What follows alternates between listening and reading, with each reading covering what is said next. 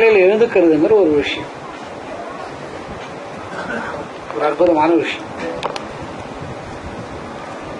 இந்த எழுந்துக்கிறதுல பல வகையான விஷயங்கள் இருக்கு. கரெக்டா எழுந்துக்கிறவங்க யாரு, யாரும் கால் பண்ணாம அவங்களே சிலர் எழுந்துப்பாங்க. உங்களுக்கு நாளைக்கு ஒரு முக்கியமான வேலை, ஒரு 50 லட்சம் ரூபாய் வேலை, அன்னைக்கு நீங்க சம்சாரத்தை நம்புவீங்களா? என்ன பண்ணுவீங்க? அலாரம் வச்சு அன்னைக்கு சம்சாரத்தை நம்ப மாட்டீங்க. ஒரு நல்ல ஆம்பளையா இருந்தா எப்பவுமே சம்சாரத்தை நம்ப கூடாது. அப்ப மற்ற நாளெல்லாம் அவளை நம்புவீங்க நீங்க? பெரும்பாலும் இல்லை. அதை முழிப்பு வர்றதுக்கு ஒரு ஆளை நம்ம தீர்மானம் பண்ணிக்கிறோம். ஒரு தீர்மானம் வந்துட்டா இன்னைக்கு காலையில நம்ம எழுந்துக்கணும் அப்படின்னு ஒரு தீர்மானம் தான் நம்ம என்ன பண்றோம், முயற்சி பண்ணி எழுந்துக்கிறோம். நம்ம எழுப்புறதுக்கு ஏதாவது ஒரு பொருளை உபயோகப்படுத்திக்கிறோம், அல்லது என்ன கொஞ்சம் எழுப்பு அப்படின்னு.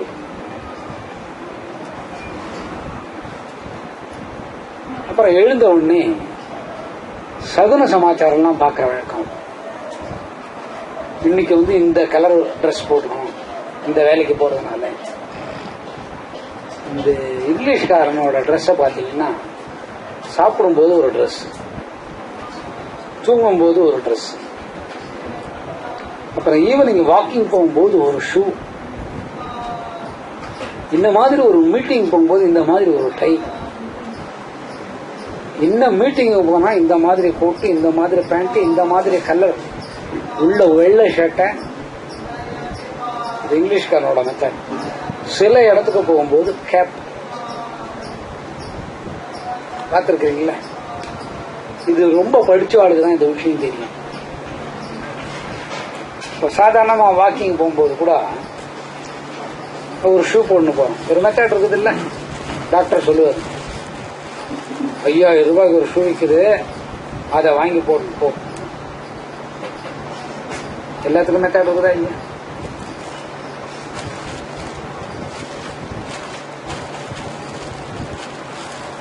எனக்கு காஃபி வேணும், போடுங்க. இதெல்லாம் எழுந்துக்கக்கூடிய நிலை இல்லை.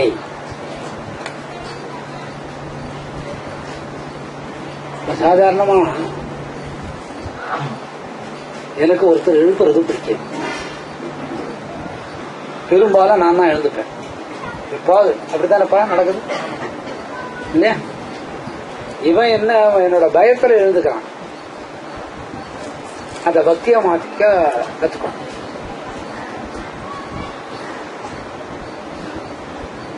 ஒரு அலாரம் பிக்ஸ் பண்ணிட்டா கூட சில நேரத்தில் இப்ப முடியல, நல்ல நான் எழுந்ததுக்கு அப்புறம் தான் அலாரம் அடிக்கும். போன்ல அலாரம் வந்ததுல இருந்து நானும் ட்ரை பண்றேன், கொஞ்ச நேரம் தூங்கலாம்.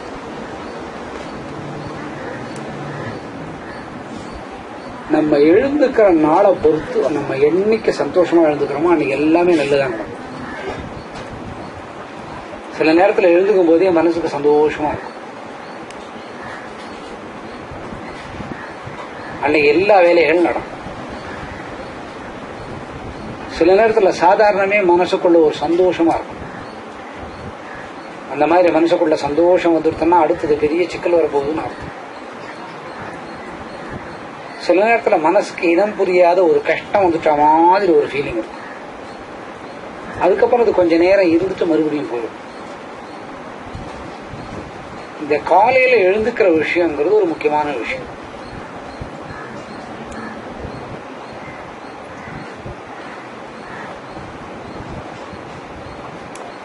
எழுந்த உடனே நமக்கு பிடிச்ச யாரோடையாவது ஒரு முகத்தை நினைச்சுக்கணும். தாயார் முகமோ தகப்பனார் முகமோ யாரையாவது ஒன்று நினைச்சுக்கணும். தாயார் தகப்பனார் கூட கொஞ்ச காலத்துல கசந்து போகும், மனைவி கூட கொஞ்ச நாள்ல கசந்து போகும், பொன் பிள்ளைங்கள்லாம் கூட கொஞ்ச நாள்ல கசந்து போகும், குருவை கூட கொஞ்ச நாள்ல கசந்து போவார். முதல்ல வரும்போது அவரை பேசுறது, அவரோட நடவடிக்கை நமக்கு பிடிக்கும். ரொம்ப பழக்கமாயிட்டா அது அவ்வளவா பிடிக்காது. ரொம்ப பழக்கமாயிட்டா அது என்னடா இது கொஞ்சம் பழக்கத்துல பழக்க பேதம்னு பேர்கள் பிடிக்காது. அதனால நம்ம என்ன பண்ணணும், நம்ம இஷ்ட தெய்வத்தை நினைச்சுக்கிட்டு எழுந்தோம். எதை நினைச்சுட்டு எழுந்துக்கணும், நமக்கு என்ன தெய்வம் பிடிக்கும் அந்த தெய்வத்தோட உருவத்துல மனசுல நினைச்சுக்கிட்டு இத நித்திய கடமையா வச்சோம். அப்புறம் அந்த தெய்வத்துக்கு உண்டான ஒரு 2 வரி ஸ்லோகம். இப்போ ஸ்லோகன் சொல்ல தெரியாதவங்க இப்ப முருகனை கும்பிடுறாங்க, முருகான்னு சொல்லி எழுந்துக்கலாம். இப்ப கிருஷ்ணாவை கும்பிடுறாங்க, கிருஷ்ணான்னு சொல்லி எழுந்துக்கலாம். யாருக்கு எது இஷ்ட தெய்வமோ அதை வச்சு எழுதலாம். அதனால எனக்கு ரொம்ப பிடிக்கும் யமன் சொல்லி எழுதக்கூடாது. அதை விட எனக்கு ரொம்ப பிடிக்கும் சனீஸ்வரன், சனியனின்னு சொல்லி எழுதக்கூடாது. நமக்கு பிடிச்ச இஷ்ட தெய்வத்தோட உருவத்தை மனசுல நினைச்சு அதுக்கு ஒரு அந்த தெய்வத்தோட பேரை சொல்லிட்டு எழுந்தா போதும். இது நித்தியம் பண்ணிட்டு வந்தீங்கன்னா எல்லா வேலைகள் இனிதே நடக்கும்.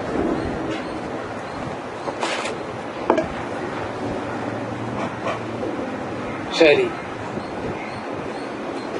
நம்ம நினைக்கிறோம் தினம் படுக்கும் போது இந்த பழக்கத்தை வச்சுக்கோ. இப்போ நைட்டு படுக்கிறோமோ இல்லையோ, இந்த ஸ்லோகம் சொல்றதுக்கெல்லாம் நேரம் இல்லாத அசைதி இருந்ததுன்னா நாராயணான்னு சொல்லிட்டு படுத்தா போதும், இல்ல காளின்னு சொல்லிட்டு படுத்தா போதும். அல்லது அவங்களுக்கு என்ன தெய்வம் பேரை பிடிக்குமோ அதை சொல்லி ஒரு முறை சொல்லிட்டாவே போதும். படுத்தலும் படுக்கிற போதும் எழுந்துக்கிற போதும் இதுக்கிடையில நம்ம பலதரப்பட்ட ஆள்களை சந்திக்கிறோம். இந்த பலதர ஆள்களை விட்டுட்டு ஏதாவது ஒரு தெய்வத்தை நம்ம மனசுல நினைச்சோம் படுக்கிறதும் எழுந்துக்கிறதும் செஞ்சால் என்ன நடக்கும் அப்படின்னு யோசனை பண்ணி பாருங்க. அப்படி யோசனை பண்ணி இதுக்கு என்ன பதில் சொல்லுங்களேன். உங்களுக்கு எல்லாருக்கும் தெரியும் என்னவா இருக்கும். தெய்வம் கனவுல பிரசன்னமா, தெய்வம் கனவுல பிரசன்னமாகும். ரைட்டு.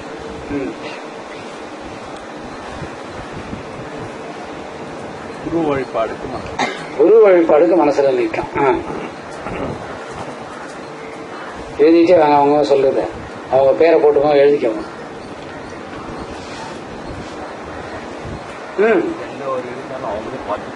எந்த ஒரு இது இருந்தாலும் அவங்களே பார்த்துப்பாங்க. அப்புறம் நீ என்ன சப்பா சொல்ல போற, எழுத்தாளர்.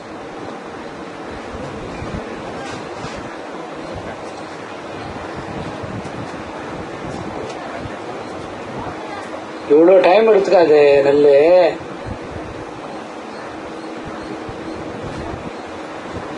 நீங்க என்ன சார்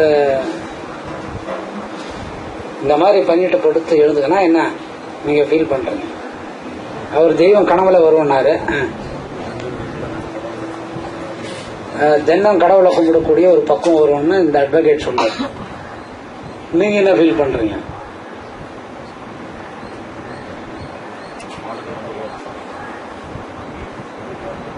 ஒண்ணுமே கேட்கலைங்க. நான் வேற 2 இட்லி தான் வாங்கி கொடுத்தாங்க காலையில. சாமியை நினைச்சிட்டு படுத்தா எந்த கனவும் இல்லாத நல்லா தூங்கலான்றார். ரைட்.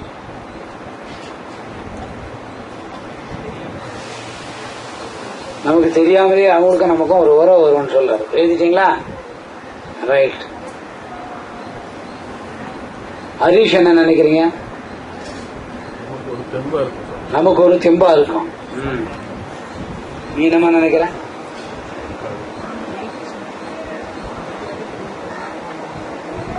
நீ உட்காந்தே சொல்லு.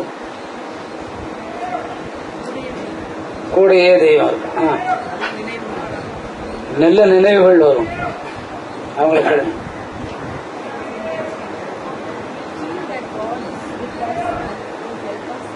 We feel God with us.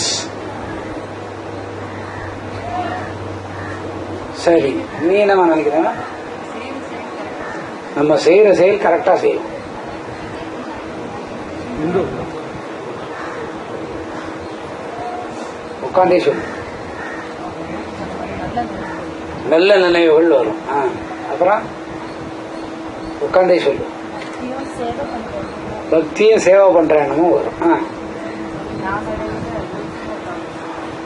நாளடைவில் நிர்குண பிரம்மத்துக்கு தள்ளலாம். அப்பா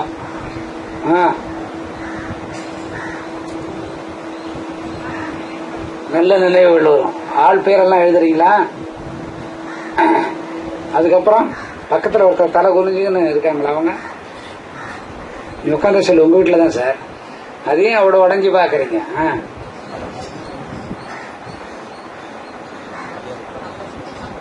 ஒண்ணுமே கேட்கல, மயக்கமே வரும். நம்ம சுற்றி சந்தோஷம் வரும். நம்மளை சுற்றி சந்தோஷம். கல்யாணம் பண்ணி ஒரு வீட்டுக்கு வந்துட்டா சந்தோஷமே வராது. கல்யாணம் பண்ணி ஒரு பொம்மைநாட்டி வீட்டுக்கு போயிட்டா சந்தோஷமே வராது.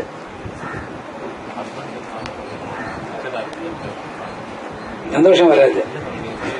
ஏன் அவங்களுக்கு சந்தோஷம் வராதுன்னா யாருக்குமே வராது. அவங்க யாரையும் சந்தோஷமா இருக்க விட மாட்டாங்க, அவங்களுக்கும் சந்தோஷம் வராது. சரி ரைட். அப்புறம் ஆவடி அம்மா சொல்லுங்க.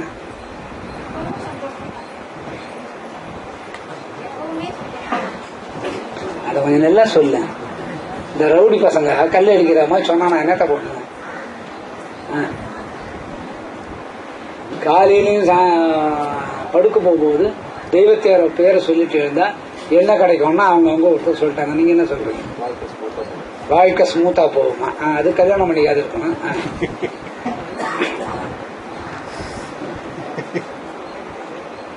சொல்றதுக்கு ஒரு அளவு இல்லை. சரி. அப்புறம் வேற யாராவது தான் கேட்பான். குண்டுவோட சம்சாரத்துன்னு சொல்லும்.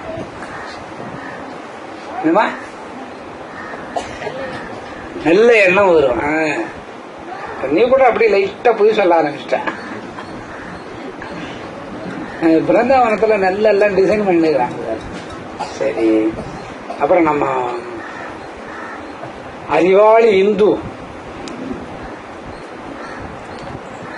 அறிவாளி இந்து நீதாம்மா. சொல்லு.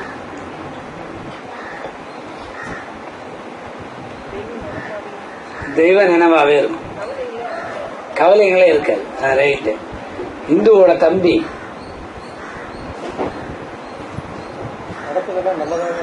நடப்பதெல்லாம் நல்லதாவே நடக்கும். சரியான பதில், ஃபர்ஸ்ட் கிளாஸ் பதில். ஓகே. டால் மேன். அமைதி கிடைக்கும். பாத்தீங்களா? ரொம்ப சக்கரை.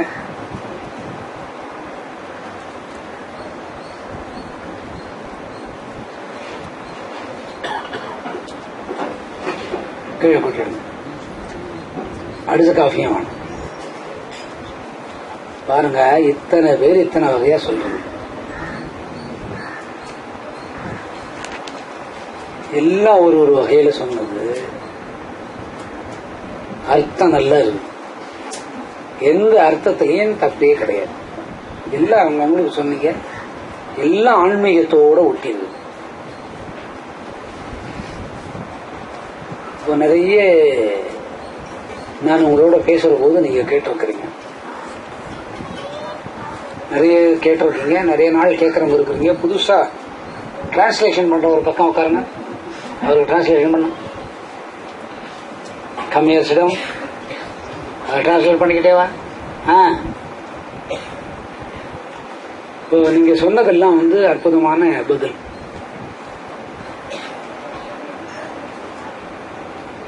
அந்த பதில் இந்த ஸ்லோகத்துக்கு ரிலேட் ஆகுது. இப்ப சொல்லக்கூடிய புது ஸ்லோகம். இப்ப நம்ம ஸ்லோகத்துக்கு போவோம். 19வது ஸ்லோகம் இன்னைக்கு ஆரம்பிக்கிறோம். 10வது தலையங்கம் விபூதி யோகம். இன்னைக்கு என்ன தேதி? 24/2/2008 இன்னைக்கு ஆரம்பிக்கிறது.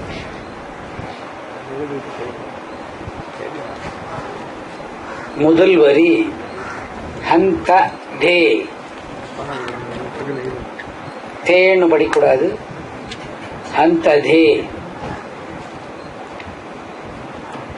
அதை எழுதிட்டாங்களா அந்த ஸ்லோகம்? கத இஷ்யாமி, கதான்னு படிக்கூடாது. எப்பவுமே சான்ஸ்கிரிட்ல வர்ற எல்லா சொல்லும் நாவிலிருந்து புறப்படுற மாதிரியே இருக்கும். இப்படி வந்துருமா?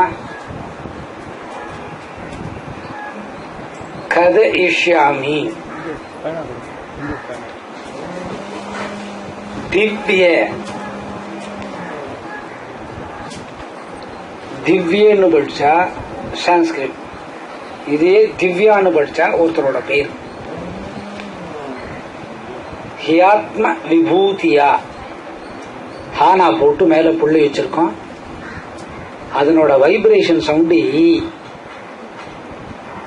ஹியாத்மா ஹார்ட், அது ஹயாத்மான்னு படிக்கக்கூடாது. படிக்கிற போது ஹியாத்மா ப்ரொனவுன்சியேஷன் வந்து ஈல வரணும், ஈ வந்து ஹீல வரணும். ஹெச் ஈ போடுறோம் இல்ல, ஹியாத்ம விபூதியா.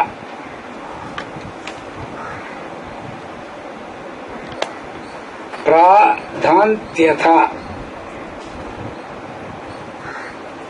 இதெல்லாம் சொல்லிட்டு இது யாருக்கோசரம் இந்த ஸ்லோகத்தை சொல்றேன்றத சொல்ற. குரு சிரேஷ்டா,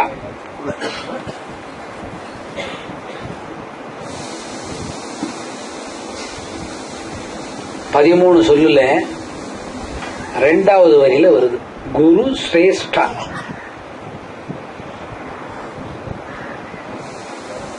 நாஸ்தியந்தோ விஸ்தரஸ்ய மே அப்படின்னு படிக்கணும். இப்ப இது முதல் ப்ரொனவுன்சியேஷனுக்கு வராது. ஒரு 10 முறை இதை மனப்பாடம் பண்ணினா வந்துடும். இப்போ ஒரு வீடு கட்ட போறோம், நம்ம முதல்ல மனசுல பிளான் பண்ணிக்கிறோமா, அப்புறம் கட்ட கட்ட கட்ட பிளான் மாறிக்கினே வரும், கடைசியா அந்த வீட்டை கட்டி முடிச்சோம். ஒரு கார் வாங்குறோமா, பிளான் பண்ணிட்டே வரும், காரை வாங்கிட்டு.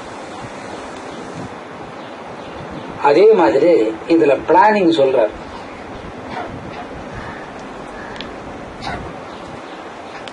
இப்ப எனக்கு என்ன வேலைன்னா, நான் உன்னை தூக்கத்திலிருந்து உன்னை எழுப்புறேன். யாரு? நீ தூங்கிக்கிட்டே இருக்க, உன்னை தூக்கத்திலிருந்து எழுப்புறது நான்.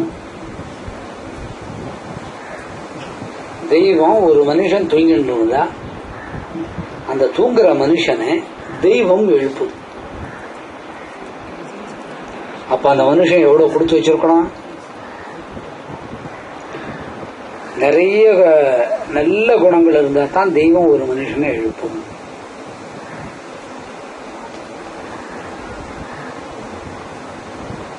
படுக்க போகும்போது அவங்களுக்கு இஷ்ட தெய்வத்தோட பேரை சொல்லிட்டோ, எழுந்துக்கிற போது அவங்க இஷ்ட தெய்வத்தோட பேரை சொல்லிட்டோ, படுக்கிறதுக்கு முன்னே எழுந்துக்கிறதுக்கு முன்னே இதை பண்ணினால் நம்மளை எழுப்புறது யாரு? பகவான். எதிலிருந்து எழுப்புறாரு? நித்திரையிலிருந்து எழுப்புறாரு. என்ன சொல்லி எழுப்புறாரு? உன் மேல எனக்கு ரொம்ப பிரியமா இருக்கு, எழுந்துரு. கண்ணை முழிச்சு பாக்குறீங்க, யாரோ நம்மளை எழுப்புற மாதிரி இருக்குது. யார் எழுப்பிருப்பாங்க? யாரோ எழுப்பினாங்க. எழுந்து பார்த்தோம், பக்கத்துல யாரும் இல்லை. ஆனா நம்மளை தொட்டு தட்டி எழுப்பின மாதிரி இருக்கு. நம்ம எழுந்ததும் உண்மை, தொட்டதும் உண்மை. இது ஒரு அற்புதமான நிகழ்ச்சி இல்ல? அதுக்கப்புறம் அப்படியே தூங்குறீங்க. காதுல ஒருத்தருக்கு பேசுற மாதிரி கேக்குது, ஜெய்சங்கர் எழுந்துரு, நேரமாச்சு பாரு. என்னடா இது ஆச்சரியமா இருக்கு. எழுந்து பார்த்தா யாரையும் இல்லை, ஆனா யாரோ பேசினாங்க, நம்ம குரல் கேக்குது.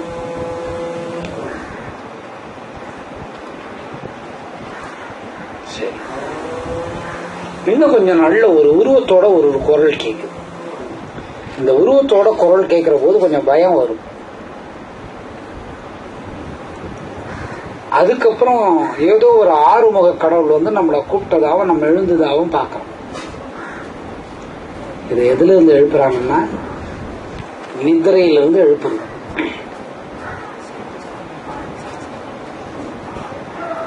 என்ன இந்த மாதிரி பழக்கத்தை நம்ம வச்சோண்டா நம்மள யார் வந்து எழுப்புறாங்க? பகவான் வந்து எழுப்புறார். இதை நம்ம உணர முடியுமான்னா உணரலாம்.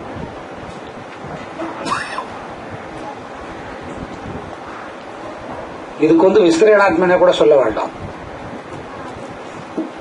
என்ன சொன்னா போதும், படுக்கிற போது உங்க இஷ்ட தெய்வம் எதுவோ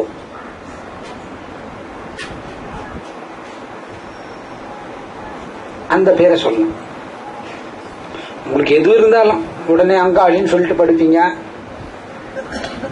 எழுந்துக்கும் போது அங்காளின்னு எழுந்துப்பீங்க. திடீர்னு வந்து நான் தாண்டா வந்திருக்கிறேன் எழுந்துருன்னு அது சொல்லும். கொஞ்சம் மிரண்டு போய் பார்ப்பீங்க. அப்புறம் வந்து காதுல வந்து பேசும். இன்னும் கொஞ்சம் மிரண்டுடுவீங்க. உருவத்தோட ஒரு அரடி நாக்க வெளியே தள்ளிட்டு வந்து பக்தனே செல்வா எழுந்துள்ளவாய் அப்படின்னா எழுந்துப்பாரா படுத்துப்பாரா? அவரு அன்னைக்கு ஜுரம் அழைக்க ஆரம்பிச்சதுன்னா 7 நாளைக்கு ஜுரம் வந்து 8வது நாள் அவர் அங்காளின்னு சொல்ல மாட்டாரு, பே பே பே பே பே தான் சொல்லுவார். அதுக்கப்புறம் அந்த பயம் போயிட்டு மறுபடியும் அந்த அங்காளியை வந்து எழுப்புறான், சகஜமாயிடும்.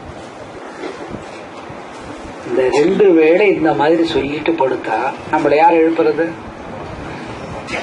பகவான் கட்டாயமா எழுப்புவார். இது நடக்குமானா நடக்கும். அதுக்கப்புறம் நித்திய கடமைகள்ல அவங்க பேசுற குரல் காதுக்கு கேட்கும். இது வந்து சங்கல்பமாகுமானா சங்கல்பமாகும். கொஞ்சம் அசந்து தூங்கிட்டா கூட ஒரு குரல் கேட்கும்.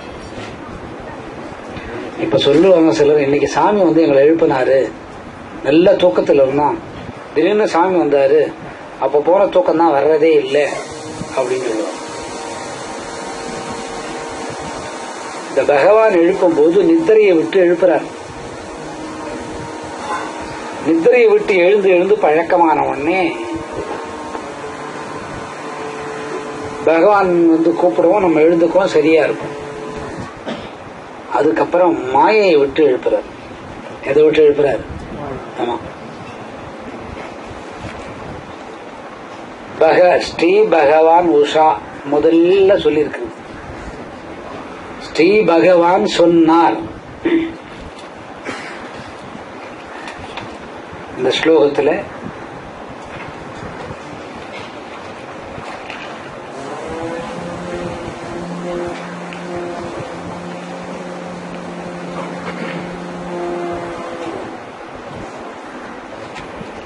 முக்கிய வந்து யாராவது எடுங்க.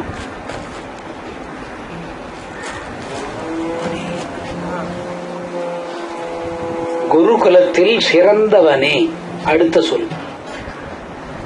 குரு ஸ்ரேஷ்டா.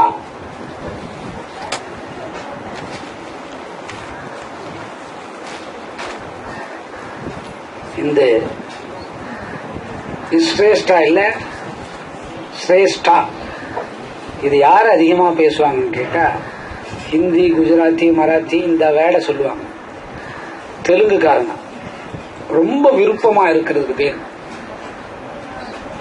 தமிழ் இல்லாத பாஷையில பேசுவாங்க இந்த அடிக்கடி பாக சிரேஷ்டம் வந்தப்பா அப்படின்னு தெலுங்குக்காரங்க அடிக்கடி சொல்லுவாங்க. ஹிந்தி, குஜராத்தி, மராத்தி இந்த மாதிரில வரும். இது ரொம்ப கரெக்டான வேர்டு எதுன்னா இது சான்ஸ்கிரிட்ல தான். குரு சிரேஷ்டா, அதுக்கு தமிழ் டிரான்ஸ்லேஷன் வந்து குருகுலத்தில் சிறந்தவனே. அதாவது விஸ்தரேணாத்மனே யோகம் விபூதிம் சா ஜனார்தனா புயகதாயே திருப்திரி சுருணத்தோ நாஸ்திமே மிருத்தம் சொன்ன. அதை கேட்டுட்டு சந்தோஷப்பட்டுட்டு அலண்டு போய் நினைவு மறந்து போய் என்ன மறந்து போய், போர்க்களத்தை மறந்து போய், உன்னை மறந்து போய், நமக்கு மேல உள்ள பரமபதத்துக்குள்ள மனசு லயமாயி, போர்க்களத்தில் இருக்கிற பீஷ்மரை மறந்து, நீ விட்ட பானத்தை மறந்து, உன்னோட மனம் பரமபதத்துல லயமா எடுத்து, என்ன 8 நாள் போர் இருக்குது, அதனால எழுந்து. யார் சொல்றது? யார் எழுப்புறது? ஏன் எழுப்புறாரு?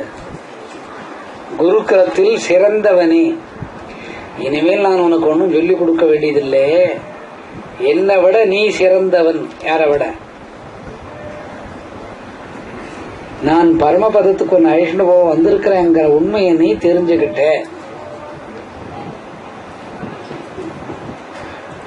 நீ தெரிஞ்சுண்டு உன்னோட கர்மாவில ரெடியா இருக்கிற.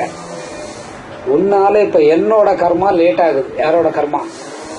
கண்ணனோட கர்மா. ஆகியனால இந்த கர்மாவை செய்யறதுக்கு இப்போ நீயும் வேணும், நானும் வேணும். உன்னோட கர்மா செயல் இப்ப எங்க இருக்குது? பரமபதத்தில் இருக்கிற. ஆகியனால நீ முழிச்சுக்கோ. இப்ப பகவான் யார் எழுப்புறாரு? பகவானே நம்மளை எழுப்பக்கூடிய ஒரு ஸ்லோகம் எது? இதுக்கு முன்னுள்ளதே. விஸ்திரேணாத்மனே யோகம் விபூதிம் சா ஜனார்தனான்னு சொன்னா, முழிப்பு நிலையில நம்மளை உண்டாக்கி ஆன்மீகத்தை போதனை பண்ணி அதுக்குள்ள மனச லயம் ஆக்கி உலக பந்தத்தை அறுத்து தெய்வீகத்துக்குண்டான மாயைக்குள்ள மனம் போய் அப்படியே ஜடமாகி ஜடசமாதின்னு பேரு. அந்த இடத்துல நிக்கிற அவரை மறுபடியும் அதை நிர்விகல்ப சமாதிக்கு எடுத்துட்டு போய் அதிலிருந்து இறக்கி சராசரி ஞான மார்க்கத்துக்கு மறுபடியும் எடுத்துட்டு வந்து தெளிய வச்சு நீ நானும் சில வேலைகள் செய்யணும், முழிச்சுக்கோ. அந்த ஸ்லோகத்திலேயே நீ இன்னும் இருக்கிற, அதை கொஞ்சம் மறந்துட்ட, கொஞ்சம் வெளியில வா. யார் எழுப்புறது? கண்ணை நான் எழுப்புறேன், இருக்கட்டும், நடக்கட்டும், பார்ப்போம், கொஞ்சம் டைம் கொடு. அதனால குரு சேஷ்டா, குருகுலத்தில் சிறந்தவனே. யார் சொல்றது? ஆமா. இப்ப கண்ணனுக்கு இந்த இடத்துல என்ன பேரு? பகவான். என்ன பேரு அவருக்கு? நீ ஞான மார்க்கத்துக்கு போயிட்டா என்னோட வேலையெல்லாம் தள்ளி போகும். ஆகையினால உலக பந்தத்தை கொஞ்சம் மனசுக்குள்ள வச்சுக்கோ. பகவானே எழுப்புறார். அப்ப மாயையை விட்டு அறுத்தது எந்த ஸ்லோகம்? இதுக்கு முன் ஸ்லோகம். இப்போ பகவானை விட்டுட்டு இவர் தயாராக ரெடி ஆயிட்டார். யாரு? ஆமா, இந்த 8 நாள் போர் எனக்கு வேண்டாம், நான் உன்னை ரொம்ப அலைய வச்சுட்டேன், ஆகையினால நான் பரமபதத்துக்கு போறேன், நீ இதெல்லாம் முட்டுட்டு வா. அந்த மாதிரி ஒரு முழுப்பு நிலையை உண்டாக்க அழைப்பு என்னன்னு சொல்றாரு, ஆர்டர் பண்றார். நான் இப்போ நேத்து வரைக்கும் நான் உனக்கு தேர் ஒட்டி, இன்னைக்கு யார்? நான் பகவான். அவர் வாயால அவர் என்ன பார்த்து சொல்றாரு? குருகுலத்தில் சிறந்தவனே. யார? அர்ஜுனன். ஹன் தே கத இஷ்யாமி. திவ்யான்னு படிக்கணும், திவ்யான்னு படிக்கூடாது, பேராயிடும். இதுல திவ்யான்னா சான்ஸ்கிரிட்ல வர்ற ஸ்லோகத்துக்கு உண்டான முழு பொருள். திவ்யான்னா ஒரு பொம்பளை பேராயிடும். ஸ்ரீ வித்யான்னு சொல்லல. இப்ப எவ்வளவு தெரிந்து பாருங்க உங்களுக்கு. ஹயாத்ம விபூதியா படிக்கும்போது ஹயாத்ம விபூதியான்னு படிக்கூடாது. இந்த ஹானா போட்டு மேல புள்ளி வைக்கிறதோட வைப்ரேஷன் சவுண்ட் ஹி ஆத்ம விபூதியா பிரதான்யதா குரு ஸ்ரேஷ்டா நாஸ்தியந்தோ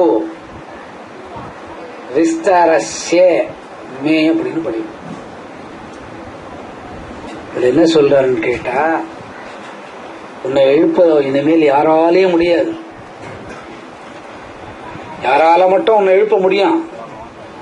ஆமா, எனக்கு இன்னொரு பேர் இருக்கு.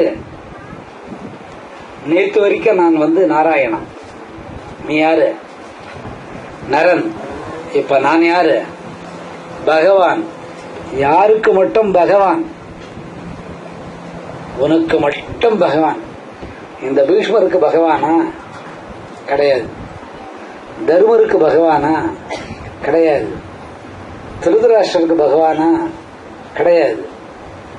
தர்மருக்கே பகவான் இல்லையா? கிடையாது. மனம், பொருள், ஆவி எல்லாத்தையும் நீ பகவான் இடத்துல ஒப்படைச்சுட்ட. நீ பீஷ்மர் போன பிரம்ம ஞானத்துல இப்போ மனம் இருக்கு. இதுல பிரம்ம ஞானத்துக்குள்ள மனம் போனால் உடல் போகும். அப்ப யார் சண்டை போடுறது?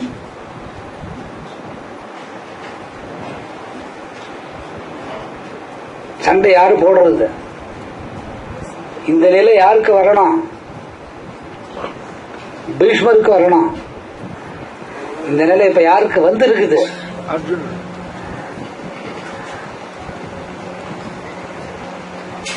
அவ்வளவு ஆடியன்ஸ்ல ஒருத்தர் மட்டும்தான் பகவத்கீதையை ஒழுங்கா சொன்னார். இன்னொருத்தர் கேட்டு திருதராஷ்டிரருக்கு சொல்றார். குருடன் அவர். அவரோட கவனம் எதுல இருக்குதுன்னா கேட்டு சொல்லணுங்கிறதுல இருக்குது. யாருக்கு? பீஷ்மர் கீழே விழுந்துட்டாரு. 72,500 கோடி நரம்புகள் பானம் இருக்குன்னு ஒன்னே கண்ணு கூசி போய் திருதராஷ்டிரன் கண்ணு வழியே வந்துவிட்டான். அலண்டு போயிட்டார். அடுத்து என்ன திருதராஷ்டிரன் கேட்பான்னு அந்த சஞ்சயன் தயாரா இருந்தார். அவருக்கு சொல்லவும் கேட்கவும் மட்டும்தான் தெரிஞ்சது. விஸ்தரணாத்மனை சொன்னதுக்கு அப்புறம் கேட்கணும்னு ஆர்வம் கேட்க ஆரம்பிச்சுட்டார். அர்ஜுனன் மனம் எதுக்குள்ள லயமாயிடுத்து? பிரம்மத்துக்குள்ள லயமாயிடுத்து. யாரோட மனம்?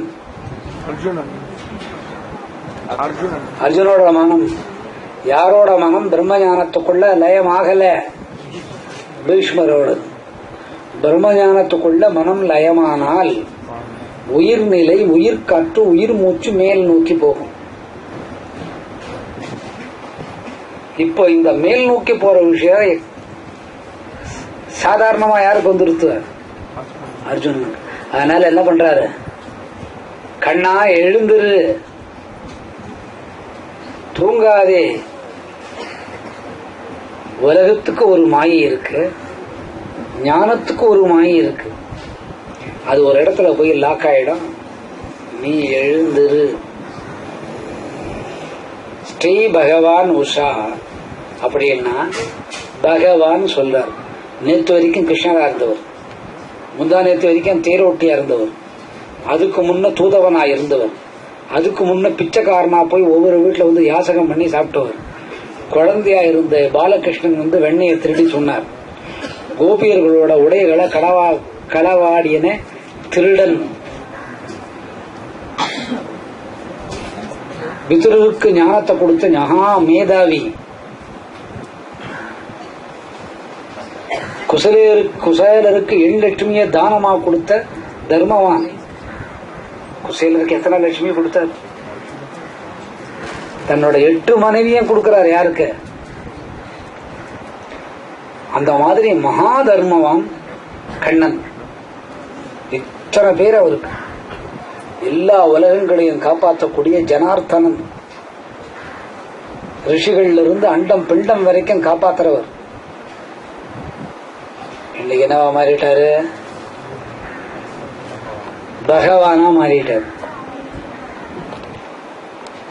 பகவான் சாதாரணமான பகவானா மாறல, ஸ்ரீ பகவான் ஆயிட்டார். கேட்கிற செல்வம் ஒழுங்கா இருக்கும், அது ஒரு செவிச்செல்வம்னு பேரு. அதனால லட்சுமியை கூப்பிட்டு, நீ இந்த ஸ்லோகத்துல கொஞ்சம் நுழைஞ்சுக்கோ. குழந்தையா இருக்கிற போது தாயார் தகப்பனார் சேர்ந்து குழந்தைக்கு ஊட்டுவாங்க. உங்க பையன் சாப்பிட மாட்டேன்றாங்க, நீங்களாவது கொஞ்சம் ஊட்டி விடுங்க. 8 உருண்டையில 4 உருண்டை அம்மா தின்னுட்டு இருக்கோம். அப்பா இவ்வளவு சாப்பிட்டானு அவர் ஒரு 2 உருண்டை தின்னுடுவார். கடைசியில் இருக்கிற 1 உருண்டை 1/2 உருண்டை குழந்தை சாப்பிட்டு மீதி எடுத்து போயிடும். அப்ப குழந்தைய வளர்க்கறதுக்கு எத்தனை பேர் தேவைப்படுது? 2 பேரும். நீங்க குழந்தைங்களுக்கு சாப்பாடு ஊட்டுறது உண்டா? தண்ணியே ஊற்றி விடுறது உண்டா? எல்லா வேலை நான் தான். நீங்க ஊட்டி விடுறது உண்டா? இல்ல. நீங்க ஊட்டி விடுறது உண்டா? நேரம் கிடைச்சா ஊட்டுவீங்க, நீங்க நேரத்தை வகுக்கல. நீங்க ஊட்டி விடுறது உண்டா? ஒரே ஒரு தடவை அடிக்க போனா எந்த குழந்தை சாப்பிடும்?